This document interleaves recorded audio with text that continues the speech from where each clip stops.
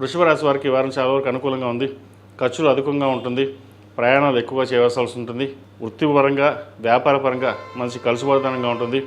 అదేవిధంగా పెద్దల ఆరోగ్య విషయంలో కొన్ని జాగ్రత్తలు తీసుకోవడం, హాస్పిటల్కి ఎక్కువ తిరగడం ఇటువంటి ఉండే అవకాశం లేకపోలేదు. సంతానం సంబంధించిన ఆరోగ్య విషయంలో కూడా కొంతవరకు జాగ్రత్తలు తీసుకోవాల్సిన పరిస్థితి గోచరిస్తోంది. దూర ప్రాంత ప్రయాణాలు ఎక్కువగా చేయవలసి ఉంటుంది. స్థిరాస్తి సంబంధించిన విషయ వ్యవహారాలు, అదేవిధంగా నూతన గృహ ప్రయత్నాలు ఏవైతే చేస్తున్నారో అది ఈ వారం సఫలీకృతమయ్యే అవకాశం గోచరిస్తోంది. సప్తమ వ్యయాధిపతి అయిన కుజుడు జన్మరాశిలో ఉన్నారు, బలంగా ఉన్నారు. భూ సంబంధించిన విషయ వ్యవహారాలు సానుకూలపడుతుంది.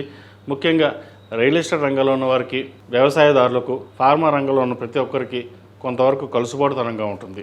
అదేవిధంగా నూతన ప్రాజెక్టు ప్రారంభించాలి, సొంతంగా వ్యాపారం చేసుకోవాలి, రియల్ ఎస్టేట్ అనుకున్న వారు కూడా కాలం అనుకూలంగా ఉంది. ప్రయత్నాలు ప్రారంభించవచ్చు. సాఫ్ట్వేర్ రంగంలో ఉన్న వారికి చాలా వరకు బాగుంది.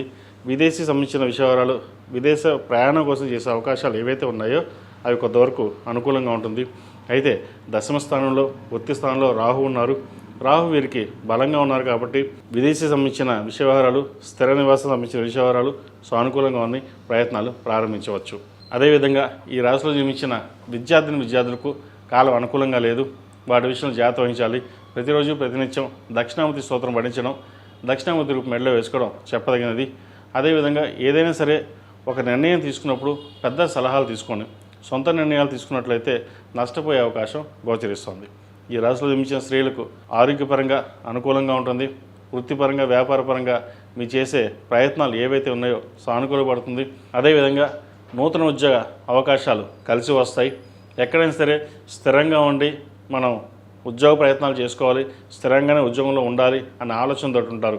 పదే ఉద్యోగం వచ్చినా సరే మారకుండా ఒక చోట ఉన్నట్లయితే అది ఎప్పుడు కాకపోయినా ఎప్పటికైనా సరే మనకంటూ గుర్తింపు లభిస్తుంది అనే ఆలోచనతో ఉంటారు.